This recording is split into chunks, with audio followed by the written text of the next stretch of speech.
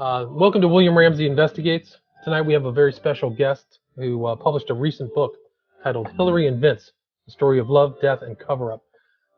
Dean Arnold, are you there? I'm right here. Awesome. Dean, thank you very much for being on the show. I read your book last night. I read the whole thing. I really enjoyed it. It was had a lot of personal relevance to me. And before we get started talking about the subject, please tell me a little bit about yourself. Well, I'm a freelance author, writer, documentarian, and so I've various subjects over the years. It tends to mostly be history and biography, but I've also delved into some investigation, and of course, this book is kind of a thriller, investigative reporting, and also kind of dabble in what some people would call conspiracy theory. I like to call it corruption theory. And so, yeah, that's what I've done over the years. Great. Well, tell me, why did you pick up this subject about Hillary and Vince Foster? I was kind of a Republican conservative activist when I was a young man, and which was 93. I'd have been about 23, 24 years old. I was working at a think tank here in Chattanooga, Tennessee, and I was following a lot of the Vince Foster thing when it first happened. I think I was early on following Mike Rivero's What Really Happened website. He was on it pretty quick. And it used to be called Rancho Runamucca. Do you remember that name? No, I did not know that. That's funny. But I read that too. Gotcha. Okay.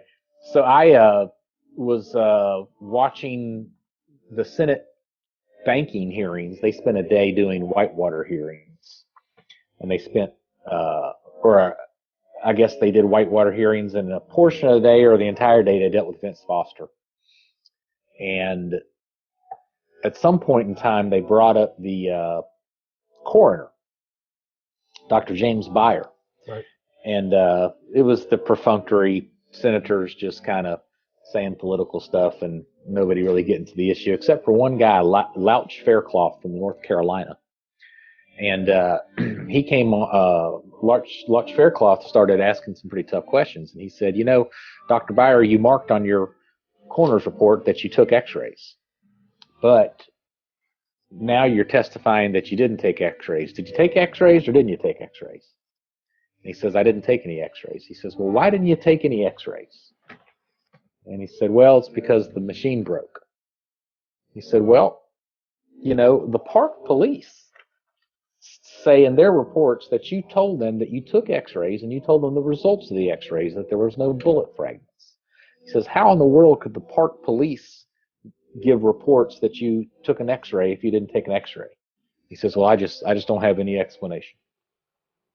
And, you know, it was, you know, and they kept asking questions. Why didn't you, you know, bring in another copy machine an x-ray machine from another hospital? Why didn't you get your x-ray machine fixed? I mean, it was just, you know, it was absurd. And I thought it was the big smoking gun that would sort of blow the whole case open. Interesting. And I'd happened to tape it on a VHS recorder, I think. And so in Chattanooga, we've got kind of a conservative paper. We did back in the day, conservative, Republican, you know, Bible verses on the editorial page, you know, everything you could ask for. No Bible Belt stuff. Yeah. So I took this portion of the hearings to show this guy. I was like, man, he's gonna freak out. And he watched it and just sort of nodded his head and smiled and said thank you, and that was it. So I just thought, I was just like, how in the world can people not get up in arms about this? Why do, you know, it seems like someone like him would blast it on the front page, but there just wasn't an interest, and I just couldn't figure that out. It saddened me and it confused me, but it also made me quite determined to do more about it. It wasn't until years later that I was in between writing books and looking for my next gig, my next project, and I was in the Annapolis, Maryland area, and a friend of mine from college who I was meeting with, he said that he happened to be friends with the guy who was working real closely with Patrick Knowlton, who was one of the key witnesses in the Foster case. Right. And I was like, really? You know the guy? Yeah. He says, man, I'd love to meet those guys. I'd read about Patrick Knowlton over the years and thought he was quite a hero and really admired what he'd done. Real quickly, he was probably the first eyewitness on the case, the first real one. And can you just kind of retell for the audience who isn't familiar with the death of Vince Foster, just the kind of timeline of what happened to him, where it happened, and good when point. It happened, Good point. You can't take anything for granted. Bill and Hillary Clinton came into the White House in 1993, and within 6 months, it became top of the news that their friend and lawyer from Little Rock, Arkansas, that had come to the White House with him was found dead just outside the White House in a place called Fort Marcy Park. He was dead by gunshot, and he was one of the closest friends of the Clintons and was the kind of the keeper of all the personal stuff, their personal assets, follow the money, that whole it's kind of guy. like their consigliere, right? Yeah, that's a good way to put it, sure. Yeah. And it was immediately ruled a suicide. You know how the media does. They immediately make their verdicts on whatever it is they're trying to push you towards. So it was immediately determined that it was a suicide. But there was lots of weird stuff that was happening, that was being reported at the same time that made you raise your eyebrow. So that's who Vince Foster is. Gotcha. It was the highest ranking death of someone in the government under suspicious circumstances since JFK. Yeah, it's a remarkable, and he was an attorney. He's a high-powered attorney. I think he went to Vanderbilt, right?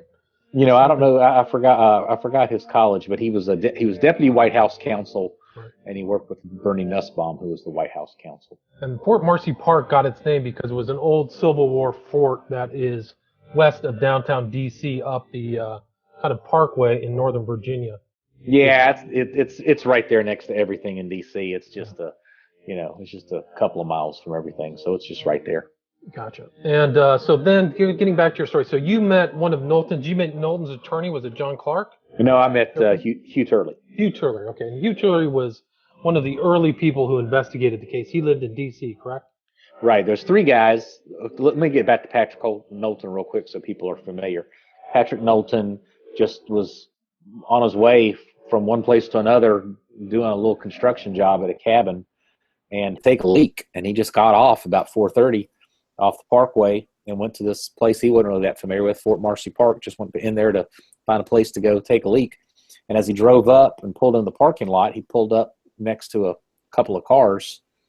And one of the guys in the car kind of gets out and starts peering at him and giving him this look like, I'm going to, get the hell out of here. What are you doing here? And it freaked him out, and he would have just turned around and done something else, but he had to go to the bathroom. So he got out and kind of warily went over to a tree and did his thing and came back, and he looked in one of the cars that the guy wasn't in and kind of saw a couple of things, and he saw that it had Arkansas tags. He saw that it was an early 80s light tan Honda Accord, and that was it. He left. Well, that night he found out that Vince Foster had been killed in that park about the time he was there. And he felt the need to call the park police and tell them about this very strange character that he saw there. Of course, they didn't seem to care, and nobody ever got back with him. Then what happened was about 9 months to a year later, he got a call from one of the top reporters in England, Ambrose Evans Pritchard with the London Daily Telegraph, who blasted Patrick Knowlton's story across their worldwide newspaper, which caused Patrick to finally get subpoenaed by the grand jury to tell his story. And just to let the audience know, Evans Ambrose Pritchard at the time was probably one of the few journalists who really looked into a lot of the Clinton shenanigans from a very objective point. Oh, yeah. And, he was actually, I was in D.C. at that time from 95 to 96. That people that I knew and people at law school with me always referred to him as kind of really telling very trenchant observations that some of the other journalists were not. So yeah, he's got a great book called The Secret Life of Bill Clinton, which is one of the greats. It's a great book. Yeah, he's a great writer. And so Ambrose Evans Pritchard reached out to Patrick Knowlton, correct? Correct. And so that kind of blew things open for Patrick Knowlton, and he ended up testifying in front of the grand jury. His Peugeot got bashed in by a guy the day he went to testify. He had like 25 FBI agents follow him one day, him and his girlfriend, while they took a walk. And he started getting harassed, and strange things started to happen, and he ended up filing a lawsuit against the FBI. It went to the Supreme Court. Right, and how did he find his lawyer? Didn't he run into John Clark at his apartment or something? Yeah, they were both bachelors, and so they're doing laundry, at some laundromat or at the bottom of the apartment complex or something. And so they just struck up a friendship. He had an issue with parking tickets or something. He needed speeding tickets. He asked John for help, and John couldn't help him. Maybe it was an insurance matter, but John said he was a criminal attorney. But then when this case came up, John Clark said he could help him, and he ended up being a great colleague for him. So he and John Clark, the attorney, Patrick Knowlton, the witness, and Hugh Turley, who's a crack researcher. My book basically takes that trio, and that's what kind of weaves the book through. They become the protagonists, kind of the heroes of the book.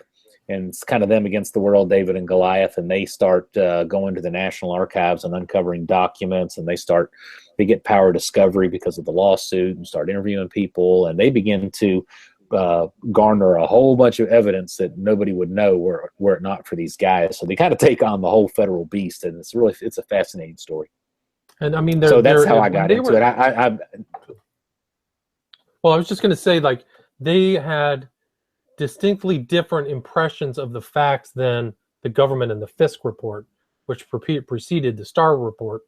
And that was really what made them different than what the government's position was. Is that correct? Well, yeah. And, if you read my book, and this is just true a lot in life, people get sort of overwhelmed by, when quote unquote the government is coming out and giving this official story. They just think, how could we consider thinking differently, or thinking that we've got the truth and the quote unquote the government doesn't. But when you look into a case like this Vince Foster case that I wrote a book about, at the end of the day, there's like 2 or 3 FBI agents that kind of are involved in every investigation. They were there with the park police at the beginning. They were the main ones handling the Fisk report. They were the main ones handling the Starr report. And so it's really just a few guys that do this cover up and do this corruption and this criminal activity that causes a murder to get covered up.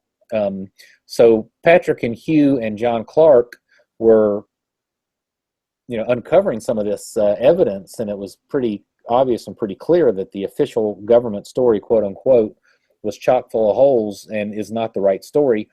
But it wasn't just those guys. The lead prosecutor for the Starr investigation was uncovering the same evidence. And his name was Miguel Rodriguez, correct? Miguel Rodriguez, and we've got a 30-page memo for him now. That he wrote back when this was happening, laying out reams and reams and reams of documentation of evidence of why he believed Vince Foster did not commit suicide, but was murdered. And wasn't he pressured to kind of toe the government line as a government employee and everything? Yeah, they threw chairs around in his office. They threatened his personal life. They basically threatened to expose the fact that he was gay. So it was personal blackmail, physical threatening, and after a few months of that, he finally cracked. But he wrote a 30-page memo talking about the gun that was 3 different types of guns were identified. When the first witness that got there didn't see any gun at all. He talked about how the body had been moved several times, how the park police had staged the corpse. He talked about Vince Foster having semen on his shorts. No one had looked into that. There were blonde hairs on Foster's body that were never identified. They never tried to identify him. There was one fingerprint on the gun, no other fingerprints anywhere on the gun. So the gun was wiped clean. But the one fingerprint they did find on the underside of the gun was never even checked to see whose it was. There were fingerprints on the alleged car of Vince Foster that were never checked or run for identification. Just weren't there rug fibers on his body as well, in addition to the blood? Yeah. Rodriguez doesn't talk about that, but that's been talked about. But just lots of just hardcore forensic evidence that just was never pursued and never followed. So Miguel Rodriguez, he started calling witnesses to the grand jury, primarily park police officers, and started to crack the case. One of the park police officers kind of broke down and admitted that the crime scene had been altered. And at that point, the number 2 and number 3 guy under Ken Starr in the Ken Starr investigation, the Office of Independent Counsel, which is like, they have like 200 staffers, but the number 2 and the number 3 guy were real high-powered political dudes, and they basically cornered Miguel Rodriguez, the lead prosecutor, and said, "You will stop." And they forbade him from calling any more grand juries, so he didn't have the ability to continue his investigation. So once that happened, did he resign? He resigned and just basically left, right? Left government and traveled to California or something like that. Yeah, he resigned, went back to California. And just got away from it all. He did, he wrote this 30-page memo for posterity, and it's a good thing that he did, because it took a few years, but Knowlton and Hugh Turley, finally found it in the National Archives. But he started this long memo and said, "Hey, this is all that's here. This is all that's going on. We need to pursue this." And Ken Starr refused to pursue it. What's going on with Ken Starr, I don't know, but I think something's not right for sure. I mean, it was the Fisk and Starr reports there were biases there. I mean, if you look through them, they clearly were ignoring certain facts and towing a certain line, at least in my opinion. I haven't read those in 20 years. But yeah, that's awfully generous to say they just sort of had biases. It's out and out fraud. Yeah. It's out and out just lies. The FBI, they'd interview the medical examiner, and he'd say, "Yeah, in the parking lot was an orange compact car." Well, that's what Knowlton saw, a light tan, small car. And the problem is, the car that they say was in the parking lot was a late 80s gray Honda, which is what Foster owned. But that car was not in the parking lot. And so if Foster's car is not in the parking lot, the whole theory breaks down, because he can't go commit suicide in that park if he doesn't drive over there. Right. So the medical examiner says, "Yeah, I didn't see that car, but I saw a small orange compact." Well, they left that out of his FBI report. Well,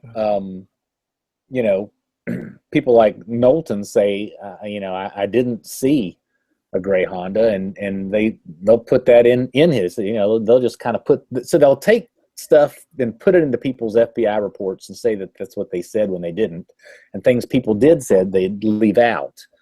So there was just a lot of out and out fraud. They did that with the gun.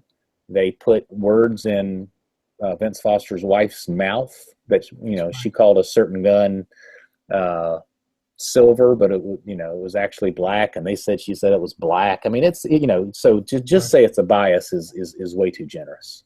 Okay, well, thanks for that. I mean, and just kind of go back and talk about Hillary and Vince's relationship. I mean, they had a personal. I mean, Hillary and Bill's relationship is very strange, but Hillary and Vince had things going on that showed that they had a deeper relationship. Is that correct? Well, yeah. Well, they were lovers. They had an affair. And beyond that, I'll get back to that in a second. But beyond that, Vince Foster was the keeper of the secrets. He had all the Whitewater papers and all the. He was charged to put their assets in a blind trust.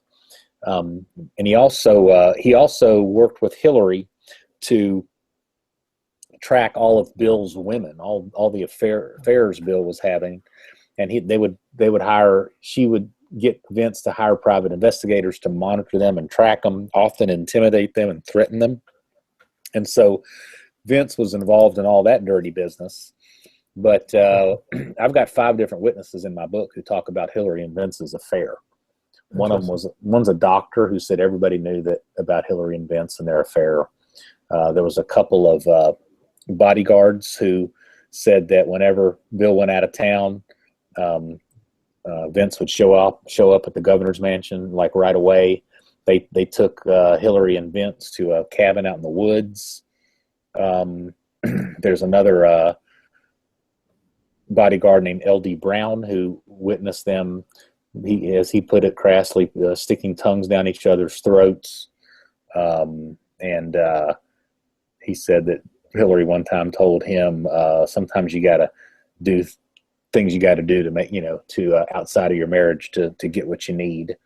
Interesting. Do you know if their relationship was, they were still kind of having an affair up until the time of his death?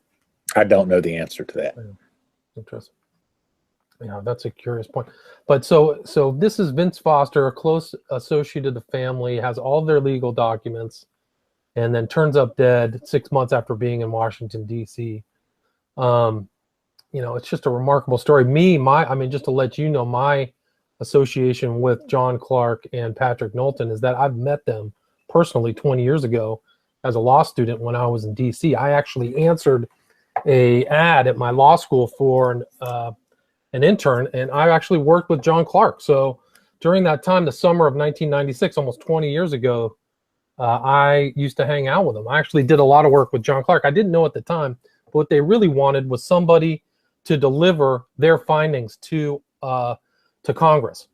And so me and John sat down at a table in his old offices, which were close to Chinatown, and actually folded and made all of these documents to be delivered to Congress and the Senate. And guess who got to do the delivery? It was me. Yeah. So I actually walked through all the houses of Congress and all of the senatorial offices and just dropped these off at the front, or tried to hand them to people. I actually ran into Senator Levin, who was the senator from Michigan. I handed it directly to him. I walked into Arlen Specter's office. I mean, all these people. Arlen Specter had a very remarkable office in the sense that he had pictures from ceiling to floor, and of all of his shaking hands. And this is the guy who came up with the magic bullet theory and the Kennedy assassination. Yeah. All those guys. So I walked through and did all that with John, and me and John would hang out. John didn't have a car at the time, so he and I lived on the northern part of Virginia, and he lived kind of close to Foggy Bottom. So we would go from his office, take the metro back home, and John would get off first, and then I would just go on down to Virginia. So I can verify all of the stories are correct, that these guys are really beyond reproach, and that they had integrity. The stories really are true. Everything that Knowlton went through, and Clark was really a great guy, a great boss, and I can just vouch for it firsthand. I also endured some kind of similar things as Knowlton. They wanted to take a look at me too, the FBI and stuff like that. So I remember going places and people taking my picture, and I saw all the pictures that Knowlton had of these kind of young, well-shaven guys, these kind of like younger guys holding black satchels and stuff like that, following Knowlton around. So I saw the pictures of that, and I met Knowlton firsthand. I met him face to face. We went out to dinner once or twice, and it's just interesting. I actually walked out to Fort Marcy Park and stood exactly over the berm where Vince Foster was dumped, and I was like, no way. There's no way. This doesn't look like a place that somebody would go and commit suicide. It looks like a place that's secretive and that's forested, where somebody would be dumped. So I never really believed it once I started researching it, and this was like 3 years after it happened, 1996. But everybody in DC at that time was very well aware of the Vince Foster story, but they were also aware of like the Clinton body count. And everybody in DC talked about Mena, Arkansas, and all these associations with Dan Laster that you talk about in your book. Right. And there's a bunch of people that fell off, like jumped off of apartment buildings, that were found dead in cars. So the time in DC when I was there for 3 years, and I've actually shook Bill Clinton's hand twice. I know people who worked with all of these different higher end people, I know. Yeah. So it was very interesting being in DC. I'll just leave it at that. But I know the Vince Foster story, and I followed Mike Rivero's information too, and that's another guy who got harassed. I mean, for saying that he thought that Vince Foster was murdered. He actually endured harassment. A lot of people did. So anyway, Yeah, that's just my part of that story. Yeah. And so I mean, it's really a fascinating story. And what do you think, like, as far as like Vince Foster, what do you think was the cause of how it happened or why it happened? Well, that's an open-ended question, and I don't think anybody has a real strong grasp on the answer to the question. In my book, I propose 3 different reasons why Vince Foster may have been killed, and one of them has to do with before you say that, wasn't he, after he was disappeared, didn't they find like a ripped up suicide note, and didn't Nussbaum go through Vince Foster's office and take papers? I mean, there was a consistent kind of element within the Clintons of destroying papers.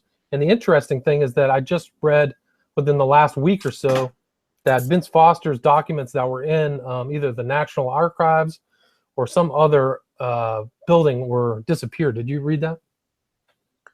Whose papers? Bill Clinton's papers were disappeared? No, it was Vince Foster's. Vince Foster's papers were disappeared. I didn't see that, but some stuff crops up here and there about Foster. Well, here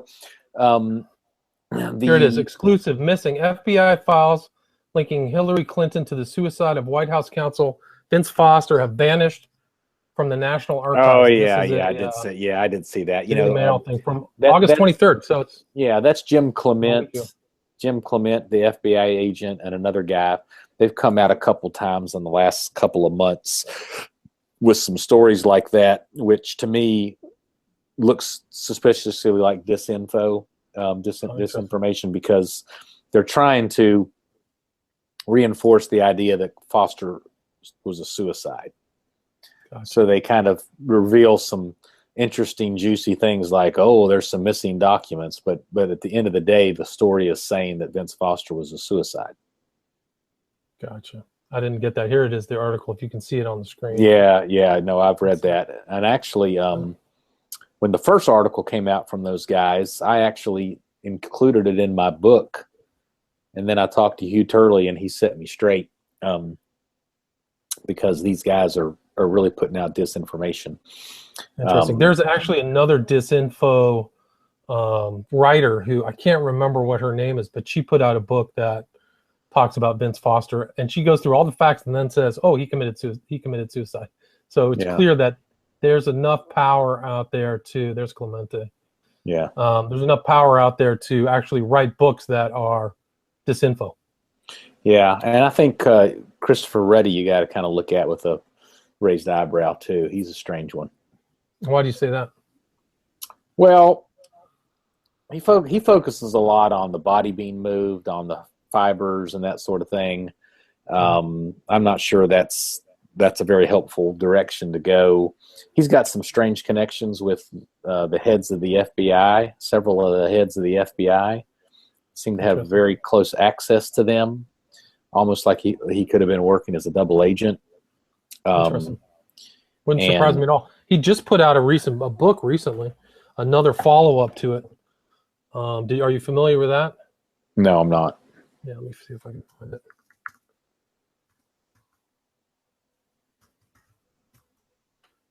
It came out, Strange Death of Vince Foster, an investigation. I don't know, maybe it was just a rehash of an older book. But, I guess it was. I think it was. Well, the tack I took with the book was not to try to identify who killed Foster or why he was killed, but to lay out the preponderance of evidence that he undoubtedly was killed, and then to say if Hillary was his best friend and his lover, And all this myriad of evidence and documentation of a cover-up of his death and murder is right there for everyone to see. Why has Hillary Clinton said nothing? What kind of friend is this person?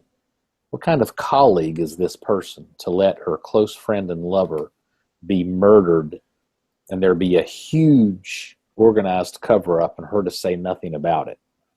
And that's the tact I take, because that's really, you can't really argue against it. And you don't want a person like that as president of the United States. So that's the clear-cut kind of thesis of my book. And in terms of who killed him and why he was killed, there's some places you can look, and there's some interesting theories, but I don't think anything has been conclusively put together yet.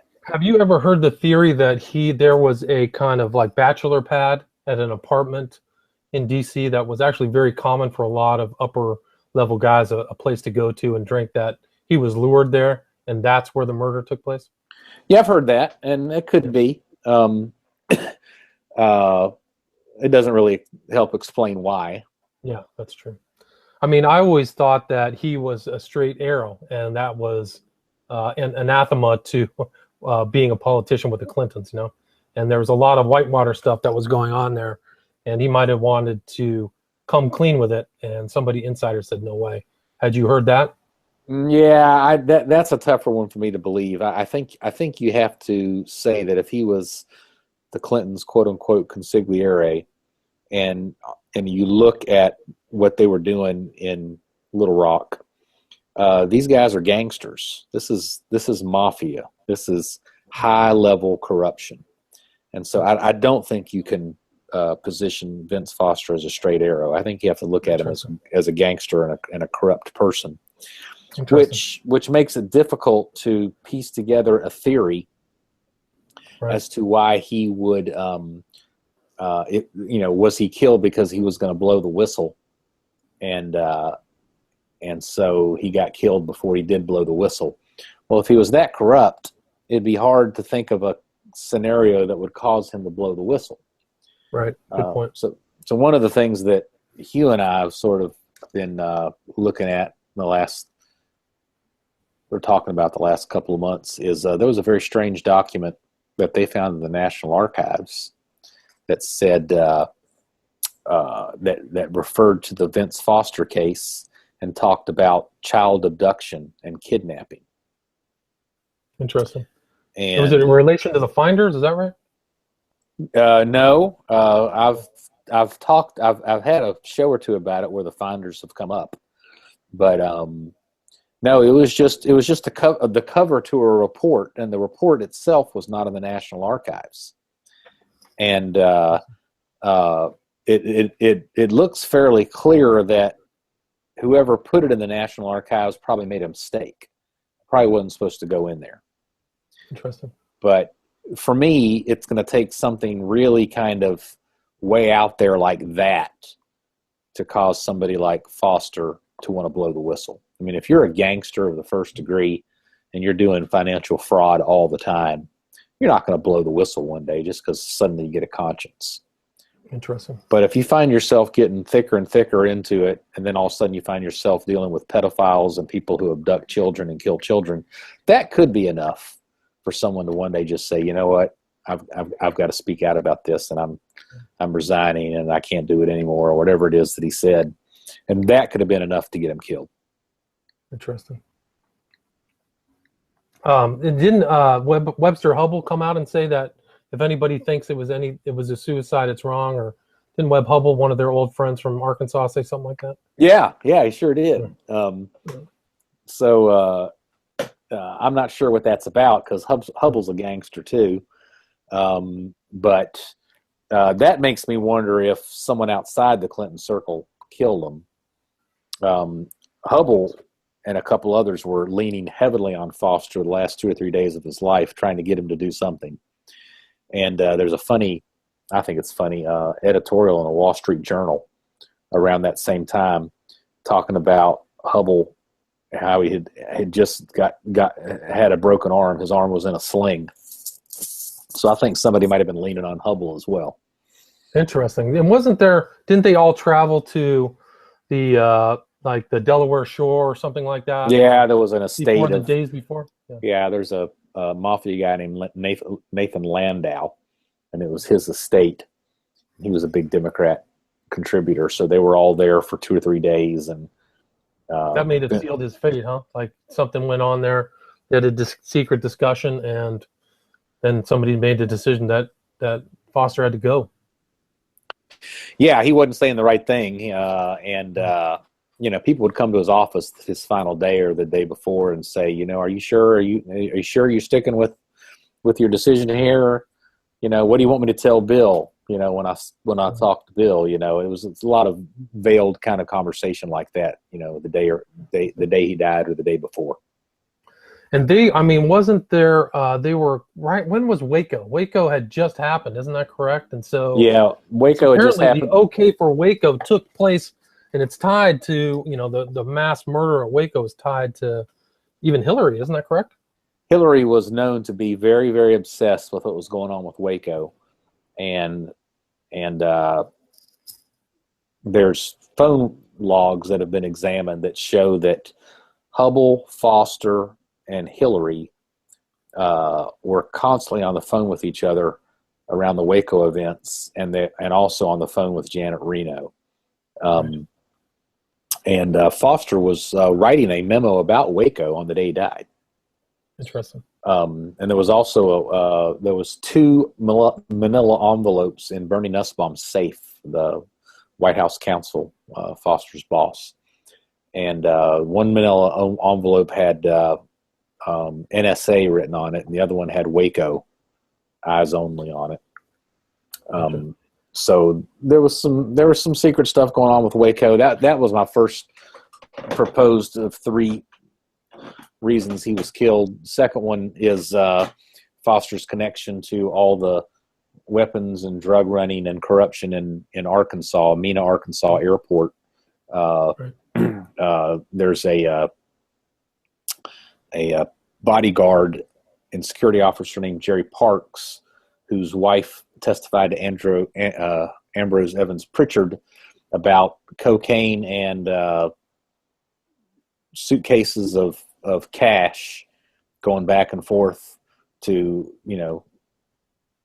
fund that whole drug running operation. And she went to the grocery store one day just to go buy some groceries. She came out and she opened up the trunk, and the entire trunk of the car was filled with $100 bills. And when she opened the trunk, she could hardly get it closed again because it was so packed with $100 bills. And she was mortified. She went home and she took a pack of the $100 bills and threw them at her husband and said, "What the heck's going on? Are you running drugs?" And her husband told her that Vince Foster had put him up to it.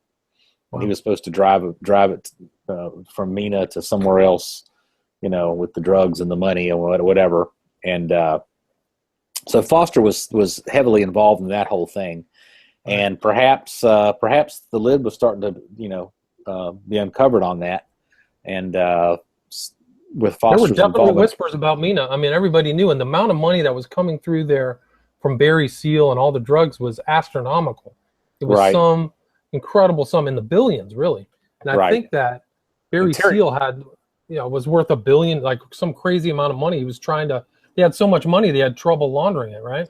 Yeah, and then Terry Reed, who was one of the guys in that whole thing, one of the pilots, he has a firsthand testimony of being in a meeting at Mena, Arkansas with George H.W. Bush, Bill Clinton, and Oliver North.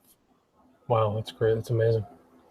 It's just amazing history, because before Bill made it to the White House in '93, there were just a whole host of murders prior to that event, right? Right. So that's the second theory that I put in the book in terms of what kind of connections might have led to Foster's death. And the third is just the fact that he was just a Clinton crony, and Clinton cronies tend to get knocked off quite a bit. And he was supposed to have filed their personal assets into a blind trust. Up until that point, every president had done it by inauguration day. But the Clintons had dragged their feet. It had been 6 months. And apparently Foster was refusing to sign the blind asset trust document because he knew whoever signed that document could potentially go to prison. Gotcha. So there's speculation that his connection with their personal affairs and their assets and Whitewater and all that kind of stuff was related to his getting killed.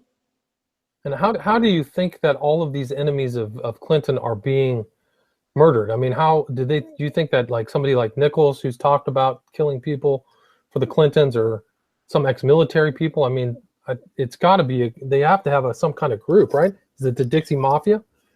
Well, I mean, fortunately, I don't know too much about that underworld, but I guess if you know the right people, then you know how to get things done. And as long as the criminals don't talk, they can keep the game up. Now, I've thought about this, and I've wondered if Foster, because the corruption was just so bad, and and it's just so rife and so obvious, if it had gotten so close to getting exposed that's why Foster was panicking, and that he just may have underestimated just how good the Clintons are at keeping all this stuff, from being exposed. Even if it takes killing a bunch of different people. So I just wonder if that's what happened, is if it was just so obvious that it was all going to come undone, and that's why Foster was buckling. Right. But he just underestimated how good they are. And you talk about in your book how Hillary has that kind of relationship with Bill as kind of like her mind and a fixer, and her idea of always fixing stuff, and that that could be how she came to this conclusion that things had to be done away with and move forward. She could have made that decision too. Could have been that. Now, because of comments like Webb Hubbell's, and I think there's even a comment in Webb Hubbell's book that Hillary's first comment was that she thought that a Navy SEAL team had taken out Vince Foster. Whether these people are telling the truth or not, you never can tell. But that makes me actually wonder if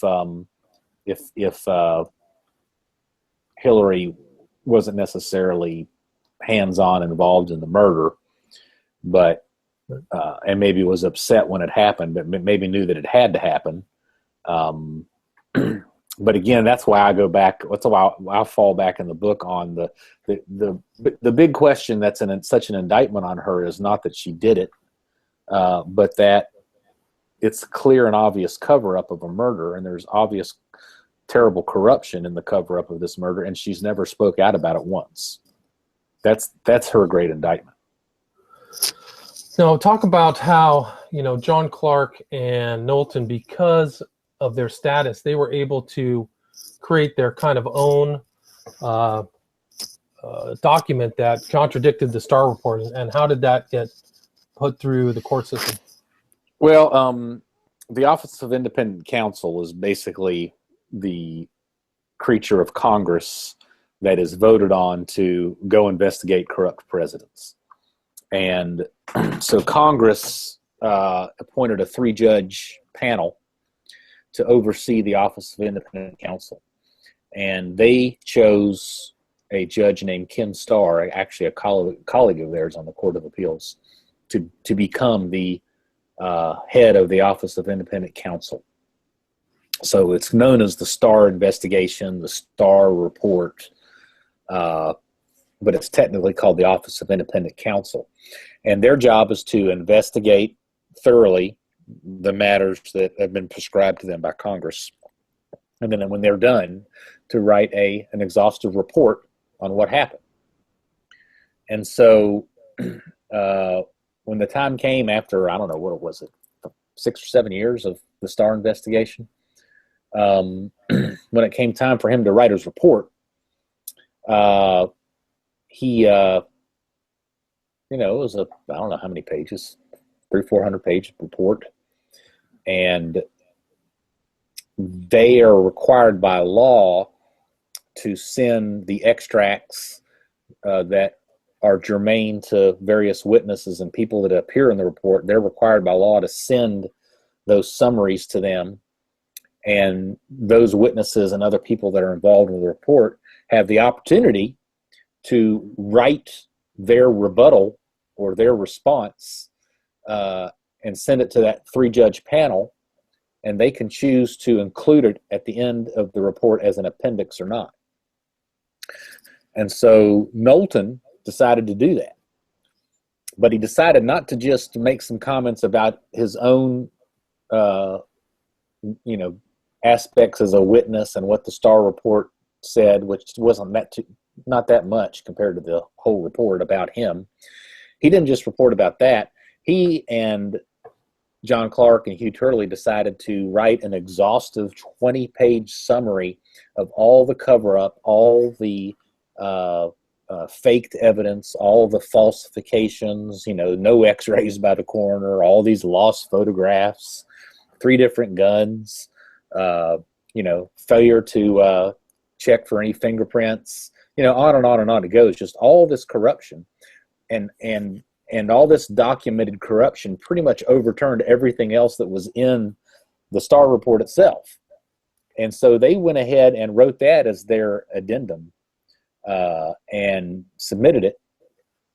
And when Starr saw it, he was furious. He wrote personally a letter really imploring the judges not to allow that to go into the ultimate official report, because he didn't like it. And the judges discussed it amongst themselves. I've got the correspondence involved with it. And at the end of the day, they said, no, we're going to include it. One judge said he clearly refutes everything that Starr says in his report. I think we need to include it. Those are like the highest powered. They were from the U.S. Court of Appeals, right? I mean, those are guys who are. Yeah, I think it's right. Yeah, it's right below the Supreme Court. Yeah. So, I mean, I think Scalia was at that same court. So they were the highest, level of the legal community of these guys making a decision to include the Knowlton Clark addendum, Right. So it's pretty incredible. And then it's permanently part of the Starr report, correct? Permanently part of the record. Yeah, it's part of the record. So now, unfortunately, the Starr report has gotten hijacked quite purposely, I would think, by Starr himself, but into a sex report. And so when everybody thinks about the Starr investigation, they think about Bill Clinton and Monica Lewinsky and, cigars and all sorts of, Have you read the footnotes? Have you read the footnotes? The footnotes of the Starr report? Yeah, I read the whole dang thing. Yeah, their footnotes are pretty kinky, man. It gets pretty. Oh yeah, no, I read it all. Yeah. I read it all.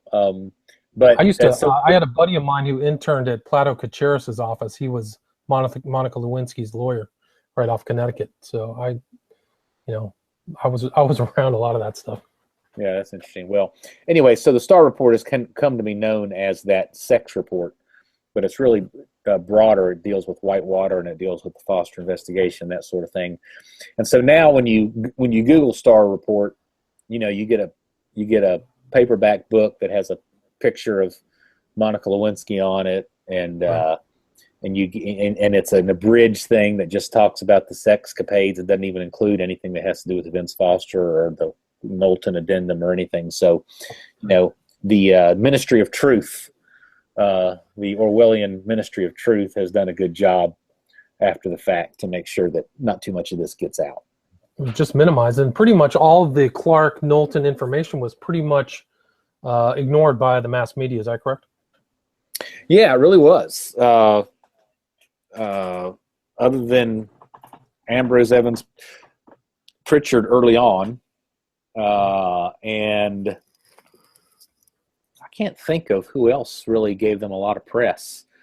But when they won the whole thing about their appendix going on the Starr report, they contacted 100 different news agencies to tell them the news, and not a one of them reported it.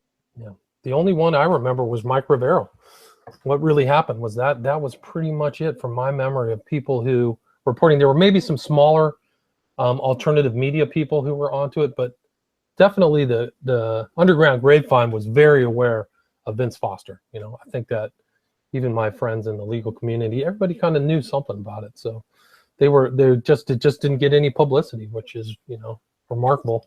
Although people are still talking about it today, which is, in light of what's happening in DC and Hillary's, 70 days from stealing the White House, it's still relevant.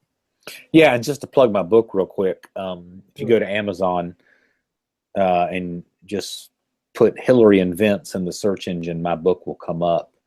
And it's a quick read. Like you said, you read the whole thing last night. I wrote it.